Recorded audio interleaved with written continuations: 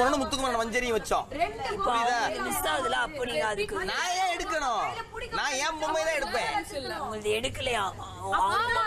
Hi hello எல்லாருக்கும் வணக்கம் and welcome back to our channel. Bigg Boss வீட்டுக்குள்ளே இன்னைக்கு என்னெல்லாம் நடந்துச்சு அப்படின்றத பார்க்கலாமா? முதல்ல சொல்லணும்னா சாச்சனா கூட சேர்ந்து முத்துவும் ரொம்ப ஒஸ்ட்டாக மாறிக்கிட்டே வராரு. இதுக்கு முன்னாடி முத்துக்கு இந்த ஃபாலோவர்ஸ் கூட வந்துட்டு இப்போ ஓரளவுக்கு முத்துவை வந்துட்டு நீங்கள் பண்ணுற தப்பு அப்படின்ற மாதிரி சொல்ல ஆரம்பிச்சிருக்காங்க. ரெண்டாவது, விஷால் ரொம்ப கேவலமான ஒரு விஷயத்தை பண்ணிக்கிட்டு இருக்காரு. அதை இந்த எபிசோட் ஃபுல்லாக கேளுங்க, உங்களுக்கே தெரியும். இதை விட ரொம்ப கேவலமாக யாருமே நடந்துக்க முடியாது. அந்த அளவுக்கு ரொம்ப கேவலமாக விஷால் நடந்துக்கிட்டு இருக்காரு. ஸோ மஞ்சரி தன்னுடைய சுயரூபத்தை காமிச்சிருக்காங்க. கிட்டத்தட்ட ஒரு பஜாரி மாதிரி நடந்துக்கிட்டாங்க அப்படின்னே வந்துட்டு சொல்லலாம். அதே மாதிரி டாஸ்க்குக்காக நாங்கள் என்ன வேணாலும் பண்ணுவோம் அப்படின்னு ஆண்களை விட பெண்கள் ரொம்பவே முனைப்பாக இருக்காங்க அப்படின்றதையும் இன்னைக்கான எபிசோடில் தெரிய வந்துச்சு. சரி வாங்க இன்னைக்கு எபிசோடுக்குள்ளே போகலாம். அதுக்கு முன்னாடி இன்னொரு பாயிண்ட்டை விட்டோம். அதாவது நம்ம ஆனந்தி மற்றும் பவித்ரா இவங்க ரெண்டு பேருமே ரொம்ப ஓவராக வந்துட்டு சீன் போட்டிருக்காங்க. அதாவது தேவையில்லாத ஒரு விஷயத்தில் உள்ளே பூந்து தேவையில்லாமல் ஒரு பொண்ணுடைய விஷயத்தை வந்துட்டு தப்பாக பேசிக்கிட்டு இருக்காங்க. எதுக்காக இதை பண்ணுறாங்கன்னு தெரியல. பவித்ரா அண்ட் ஆனந்தி அவங்களால ஒன்றும் பெருசாக வந்துட்டு, ஏன்னா பவித்ரா கூட ஓகே அப்பப்போ எதாவது பேசிக்கிட்டு இருக்காங்க.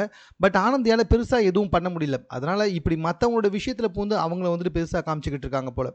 சரி வாங்க இன்னைக்கான எபிசோடுக்குள்ளே போகலாம். அதாவது ஸ்டார்டிங்லேயே வந்துட்டு பார்த்தீங்கன்னா நம்ம கேப்டன் வந்துட்டு கேம் இதுக்கப்புறமா வந்துட்டு எல்லாமே இண்டிவிஜுவலாக ஆடணும். ஸோ டாஸ்கில் பொறுத்த வரைக்கும் வந்துட்டு யாருக்காவது வந்துட்டு ஹெல்ப் பண்ணுறாங்கன்னு நீங்கள் நினைக்காதீங்க. அவங்களுடைய பர்சனல், அதாவது டாஸ்க் இல்லாமல் மற்ற இடத்துல வந்துட்டு அவங்க ரெண்டு பேருமே ரொம்ப சகஜமாக பேசிப்பாங்க. ஸோ அதை வச்சு நீங்கள் டாஸ்கில் எதுவும் பேசக்கூடாது அப்படின்னு சொன்ன விஷயம் ரொம்பவே வந்துட்டு ஹெல்த்தியாக இருந்துச்சு. ஸோ அதுக்கு ஓகே, ஓரளவு கரெக்ட் தான். அவர் பேசுனது எந்த தப்புமே கிடையாது. முத்து வந்துட்டு நம்ம அருண் மஞ்சரிக்கு நடுவில் நடந்தப்போ அவர் உள்ளே வந்தார். அதாவது அன்னைக்கான கிராசரிஸ், அன்னைக்கான வந்துட்டு சப்ளைஸ் என்னன்னு சொல்லி பார்த்தீங்கன்னா 3 சப்பாத்தி. அதை வந்துட்டு அருண் வந்துட்டு மஞ்சரிக்கு வச்சார். அப்போ மஞ்சரி என்ன சொல்லிட்டாங்கன்னா, இல்லை எனக்கு 2 போதும் அப்படின்ற மாதிரி சொல்ல, இல்லை உங்களுக்குன்னு கொடுக்கப்பட்டது இதுதான் அப்படின்னு சொல்லி கொடுத்தாரு. அப்போ முத்து வந்துட்டு எதுக்காக வந்துட்டு அவங்க வேணான்னு சொல்கிறாங்களா, எதுக்காக எக்ஸ்ட்ரா கொடுக்குன்னு சொல்லி கேட்டப்ப அவங்களுக்காக ஒதுக்கப்பட்டது இது அப்படின்ற மாதிரி அருண் சொல்ல வந்தார்.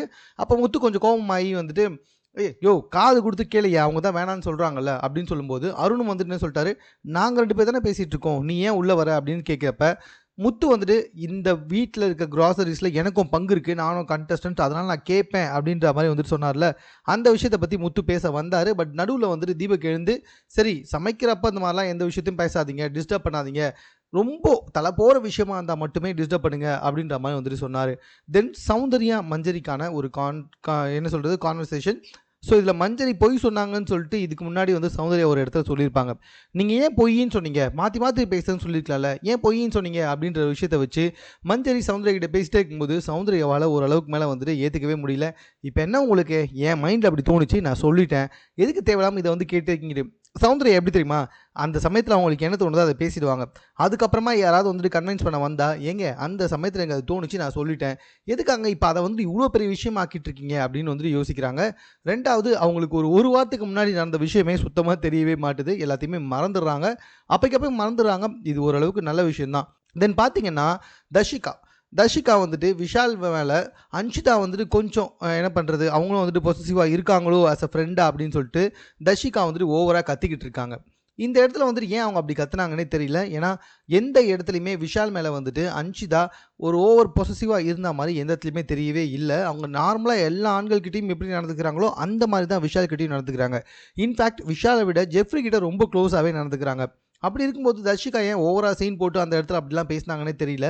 ரொம்ப ஓவராக பேசுகிறாங்க. இந்த மாதிரி அன்பு வச்சதெல்லாம் தப்பு, வைக்கவே கூடாது அப்படி இப்படின்னு சொல்லிட்டு ஆனந்திக்கிட்டையும் பவித்ரா கிட்டையும் பேச, ஆனந்தியும் பவித்ராவும் போயிட்டு அன்ஷிதா கிட்டே இதை பற்றி ஓப்பனாக கேட்குறாங்க. அதுவும் ஆனந்தி கேட்டதெல்லாம் ரொம்ப ஓவரு, உனக்கு வந்துட்டு விஷால் மேலே வந்துட்டு பொசசிவ்னஸ் ஆகுதா அப்படின்ற மாதிரி கேட்குறப்ப அன்ஷிதா கதறி அழுதுட்டாங்க. உங்களுக்கே தெரியும் அவங்களுடைய பர்சனல் லைஃப் வெளியே எப்படி இருந்துச்சு அப்படின்னு சொல்லிட்டு. ஸோ இதனால் கதறி அழுகுறாங்க. ஏற்கனவே இதனால் நான் ரொம்ப அவதிப்பட்டேன், இப்போ நீங்கள் வேறு இந்த மாதிரிலாம் வந்து பேசாதீங்க, எனக்கு அந்த மாதிரி பொசசிவ்னஸ்க்கு ஃப்ரெண்ட்ஷிப் கூட தேவையில்லை அப்படின்ற மாதிரி வந்துட்டு அன்ஷிதா பயங்கரமாக வந்துட்டு அழுதுகிட்டு இருக்காங்க. ஆனந்தி தேவையில்லாமல் சீன் கிரியேட் பண்ணுறாங்க. பச்சையாக தெரியுது ஆனந்திக்கு வந்துட்டு டாஸ்கெல்லாம் ஒன்றும் வராது. அதே மாதிரி அவங்களால வந்துட்டு பேசுறதை தவிர வேறு எதுவுமே பண்ணவே முடியாது. அப்படி இருக்கும்போது இந்த பிரச்சனைகளை தேவையில்லாமல் மூக்கை நுழைச்சி இது ஒரு முக்கோண காதல் கதையாக்கி இது ஒரு கண்டென்ட் ஆக்கி இந்த வாரம் எப்படியாவது தப்பிச்சிடலாம் அப்படின்னு சொல்லிட்டு ஆனந்தி போட்ட பிளான் பச்சையாக தெரிஞ்சுதுங்க. பவித்ராவும் இதுக்கு ஏன் உடனே இருந்தாங்க அப்படின்றதான் வந்து தெரியவே இல்லை. இதை விட ரொம்ப இம்பார்ட்டன்ட் மேட்டர் என்ன அப்படின்னு சொல்லி பார்த்தீங்கன்னா, முத்து வந்துட்டு சாச்சனா கூட சேர்ந்து சாச்சனாக்கு சப்போர்ட் பண்ணுறது, சாச்சனா பண்ணுற தப்பான விஷயத்துக்கும் அவங்களுக்கு வந்து சப்போர்ட் பண்ணிட்டு இருக்காரு. இது வந்துட்டு முத்துவோடைய ஃபாலோவர்ஸ்க்கு டெஃபினட்டாக வந்துட்டு பாதிக்கொண்டது நல்லாவே தெரியுது. முத்துவுக்கு ரொம்ப பெரிய ரசிகர்கள் பட்டாலும் வெளியே இருக்கும்போது சாச்சனாவை வந்துட்டு அவர் கண்மூடித்தனமாக நம்புறாரு. அதுவும் இல்லாமல் கண்மூடித்தனமாக சாச்சனாவை சேவ் பண்ண பார்க்குறாரு. இப்படி தான் என்ன சொல்லிட்டான்னா, இதுக்கு முன்னாடி ரேங்கிங் டாஸ்கில் சாச்சனா வந்துட்டு யாரை பற்றியுமே புறணி பேசினதே கிடையாது அப்படின்ற மாதிரி பச்சையாக சொன்னார்.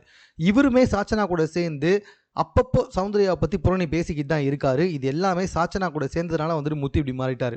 முத்து எல்லாருமே மேனிப்புலேட் பண்ணுவார். ஆனால் சாச்சனா கூட சேர்ந்து சாச்சனாவால் இவர் மேனிப்புலேட் ஆகிருக்காருன்றது பச்சையாகவே வந்து தெரியுது. ஸோ இதனால் முத்துவுக்கு தான் பெரிய ஆபத்து. அதுக்கப்புறமா என்னாச்சு அப்படின்னு சொல்லி பார்த்தீங்கன்னா, நீயும் பொம்மை நானும் பொம்மை அப்படின்ற ஒரு டாஸ்க்கை கொடுத்தாங்க. இந்த டாஸ்க் தாங்க இந்த பிக் பாஸ்லேயே ரொம்ப ரொம்ப சிறந்த டாஸ்க் அப்படின்னு நான் சொல்லுவேன். ஏன் அப்படின்னு சொல்லி பார்த்தீங்கன்னா, இந்த 50 நாளில் செய்ய முடியாத விஷயத்த இந்த ஒரு டாஸ்க் வந்து செஞ்சுருக்கு. அதாவது கிட்டத்தட்ட உள்ளே இருக்க 18 பேரையும் தனித்தனியாக விளையாடணும், கூட்டமாக விளையாடினாலும் உன்னுடைய வெற்றி மட்டும்தான் உனக்கு முக்கியம் அப்படின்றத புரிய வச்சது இந்த நீயும் பொம்மை நானும் பொம்மை அப்படின்ற டாஸ்க் தான். ஸோ டெஃபினட்டாக வந்துட்டு போட்டியாளர்கள் செம்மையாக அடிச்சுப்பாங்க, நல்லாவே தெரியும். அதுக்கேற்ற மாதிரி நடந்துச்சு. ஆரம்பத்திலே பார்த்தீங்கன்னா வந்துட்டு அந்த பிட்டு இருக்குல்ல, அந்த பால்கள் சின்ன சின்ன பால்கள் வந்துட்டு அதிகமாக போட்டிருக்க பிட்டுக்குள்ளே தான் வந்துட்டு அந்த பொம்மைகள்லாம் வைக்கப்பட்டிருக்கு.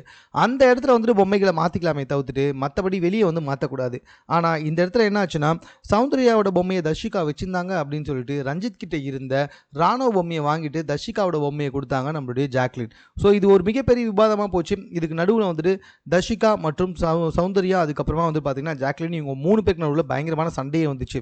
தர்ஷிகா வந்துட்டு கேம் பிளே அது மட்டும் இல்லாமல் வந்துட்டு குரூப்பிசம் அப்படின்ற மாதிரிலாம் வந்துட்டு பேச ஆரம்பிச்சுட்டாங்க. பட் இந்த இடத்துல வந்துட்டு சௌந்தர்யா மற்றும் ஜாக்லின் செம்மையாக காண்டாயிட்டாங்க. ஆனால் சௌந்தர்யா தெளிவாக சொன்னாங்க, இல்லை நம்ம பண்ணது தப்போ அப்படின்ற மாதிரி எனக்கு தெரியுது. பிகாஸ் வந்துட்டு இந்த மாதிரி பிட்டுக்கு வெளியே நின்று வந்துட்டு டாலை மாற்றலாம் அப்படின்றது எனக்கு தெரியல அப்படின்னு சொல்லிட்டு இருந்தாங்க.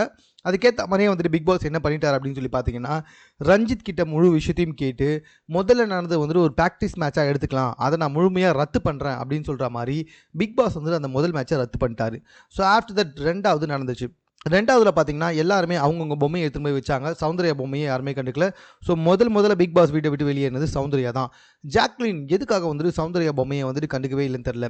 ஒன்ஸ் ஒரு முறை வந்துட்டு பிக் பாஸ் அந்த மேட்சை வந்துட்டு கேன்சல் பண்ணதுக்கப்புறமா ஜாக்லினே பயங்கரமாக பயந்துட்டாங்க.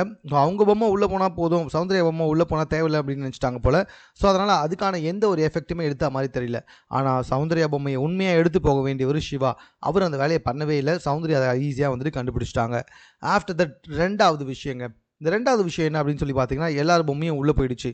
ஆனால் மஞ்சரி வச்சுட்டு இருந்த ஜாக்லின் பொம்மை, அதே மாதிரி அன்ஷிதா வச்சுட்டு இருந்த மஞ்சரி பொம்மை, அதே மாதிரி ஜாக்லின் வச்சுட்டு இருந்த தீபக் பொம்மை, இந்த 3 பொம்மை உள்ளே போகலை.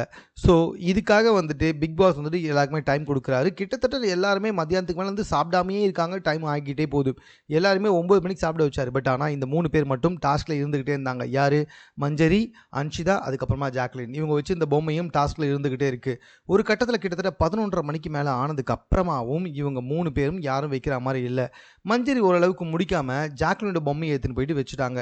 ஸோ மஞ்சரிக்கு நன்றி கடன் செலுத்துருமே அப்படின்ற ஒரே காரணத்துக்காக, மஞ்சரி பொம்மை தாண்டி உள்ளே போவோம், கவலைப்படாடி அப்படின்னு சொல்லிட்டு அன்ஷிதாவை எப்படியாவது உள்ளே போய் வைக்கணும் அப்படின்னு சொல்லிட்டு ஜாக்லினும், அன்ஷிதா வந்துட்டு இல்லை தீபக் பொம்மையை நான் வந்துட்டு உள்ளே எடுத்துகிட்டு போய் வைக்கணும் அப்படின்னு சொன்னாங்க. இதில் என்ன காமெடி அப்படின்னு சொல்லி பார்த்தீங்கன்னா, ஜாக்லினுக்கு ஒரு பர்பஸ் இருக்குது. அதாவது ஜாக்லினோட பொம்மையை மஞ்சரி எடுத்துகிட்டு போய் வச்சாங்க. ஸோ ஜாக்லின் வந்துட்டு வெயிட் பண்ணி மஞ்சரி பொம்மையை உள்ளே எடுத்துகிட்டு போய் அன்ஷிதா வைக்கணுன்றதுல ஒரு பர்பஸ் இருக்குது, ஒரு நோக்கம் இருக்குது. ஆனால் அன்ஷிதா சம்மந்தமே இல்லாமல் தீபக் அண்ணாவோட பொம்மை எடுத்துகிட்டு போயிட்டு உள்ளே வைக்கணும், எனக்கு அது தேவை அப்படின்னு சொன்னதில் எந்த ஒரு பர்பஸுமே கிடையாது, எந்த ஒரு நியாயமும் கிடையாது. அவங்க நினச்சிருந்தா ஈஸியாக எடுத்துகிட்டு போய் எப்போ வச்சுருக்கலாம், ஆனால் வைக்கவே இல்லை. கிட்டத்தட்ட நீங்கள் பார்த்தீங்கன்னா நடு இரவு 3 மணி வரைக்குமே இவங்க 2 பேருமே வந்துட்டு பார்த்தீங்கன்னா பொம்மையை எடுத்துகிட்டு போய் வைக்கவே இல்லை. பிக் பாஸ் மற்ற போட்டியாளர்களை உள்ளே அனுப்பிட்டு கதவை கூட சாத்திட்டாரு. பட் இருந்தாலுமே இவங்க 2 பேர் வந்துட்டு வைக்கவே இல்லை. வேறு வழியே இல்லாமல் அன்ஷிதாவுக்கு வந்துட்டு கொஞ்சம் அவசரம் பிரச்சனை வந்த காரணத்தினால அவங்க வந்துட்டு ரெஸ்ட் ரூம் போயிட்டு அதுக்கப்புறமா மஞ்சளுடைய பொம்மையை எடுத்துகிட்டு போய் வச்சாங்க. ஜாக்லின் கடைசி வரைக்குமே தீபக் பொம்மையை எடுத்துகிட்டு போய் வைக்கவே இல்லை. ஜாக்லின் அப்சல்யூட்லி ஒரு பயங்கரமான பிளேயர் அப்படின்றது நல்லாவே தெரியுது. தன்னுடைய பொம்மையை மஞ்சரி எடுத்துகிட்டு போய் வச்சாங்க. அப்படி இருக்கும்போது தீபக்கோட பொம்மையை வந்துட்டு நம்ம கொடுக்கக்கூடாது, மஞ்சரி பொம்மையை உள்ளே எடுத்துகிட்டு போய் வைக்கணும்னு அவங்க நினச்சது அப்சல்யூட்லி கரெக்ட். ஆனால் அன்ஷிதா கடைசியில் கோவப்பட்டு அவங்கக்கிட்ட பேசாமல் போனதை ஏற்றுக்கவே முடியல. இது ஒரு ஸ்போர்ட்ஸ்மேன்ஷிப்பாக தான் ஏற்றுக்கணும். எல்லாத்துக்கும் மேலே மஞ்சரி பண்ணாங்க பார்த்தீங்களா, இதுக்கு முன்னாடி நடந்த ஒரு பிரச்சனை. அதாவது இவங்க என்ன பண்ணுறாங்கன்னா, இவங்க பொம்மையை எடுத்து அக்கில் வச்சுப்பாங்களாம், இன்னொரு அக்கில் வந்துட்டு முத்தோட பொம்மையை எடுத்து போய் வச்சுப்பாங்களாம். அதுக்கப்புறமா முத்துக்கிட்ட தன்னோட பொம்மையை எடுத்து போய் கொடுத்துட்டு 2 பேரும் எடுத்துகிட்டு போய் வைப்பாங்களாம். 2 பொம்மையை எடுக்கவே கூடாது அப்படின்றது வந்துட்டு எல்லாருக்கும் நல்லா தெரிஞ்ச டாஸ்க் தான். ஆனால் பிட்டுக்குள்ளே இருக்கான் அப்படின்ற ஒரே காரணத்தினால 2 பொம்மையை எடுத்து வச்சுக்கிட்டு, ஆமாம் 2 பொம்மையை எடுத்து வச்சேன், அது பிக் பாஸ் சொல்லிட்டு தப்புன்னு அப்படின்ற மாதிரி வந்துட்டு மஞ்சரி பேசின விஷயங்கள் எதுவுமே சரியில்லை. மஞ்சரிக்கும் அதுக்கப்புறமா சௌந்தர்யாவுக்கும் பயங்கரமான சண்டையே வந்துச்சு. ஸோ மஞ்சரியுடைய பழைய விஷயத்தை பற்றி சௌந்தர்யா பேச ஆரம்பிச்சிட்டாங்க. பேசுறதெல்லாம் பொய், நடக்கிறது எல்லாமே பொய், மாற்றி மாற்றி பேசிட்டு அதுக்கப்புறமா நெஞ்சில் அடிச்சுக்கிறது, ஏன் பொய் சொல்லிட்டேன் நீ என்ன சொல்கிற அப்படின்னு சொல்லிட்டு பயங்கரமாக வந்துட்டு கத்த ஆரம்பிச்சிட்டாங்க. சௌந்தர்யா ஒரு பக்கம் கத்த, ஒரு பக்கம் மஞ்சரியும் கத்த. ஆனால் மஞ்சரி வந்துட்டு சௌந்தர்யா ஓகே கத்துறது நல்லபடி கேட்டிருக்கோம்.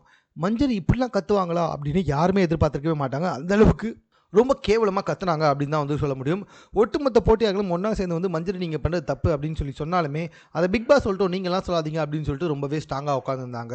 இந்த போட்டி இன்னைக்கு நிறைவடைந்தது. இதில் 2 பேர் வெளியே போயிருக்காங்க. ஃபர்ஸ்ட் வந்து தீபக், 2 வந்துட்டு சௌந்தர்யா. ஸோ இதுக்கப்புறமா யார் வெளியே போவாங்க, என்னெல்லாம் சண்டை வரப்போகுது அப்படின்றத பொறுத்து வந்து பார்க்கலாம். மேலும் இது போன்ற செய்திகளை உடனுக்குடன் தெரிந்து கொள்வதற்கு நம்ம சென்னை சேனலில்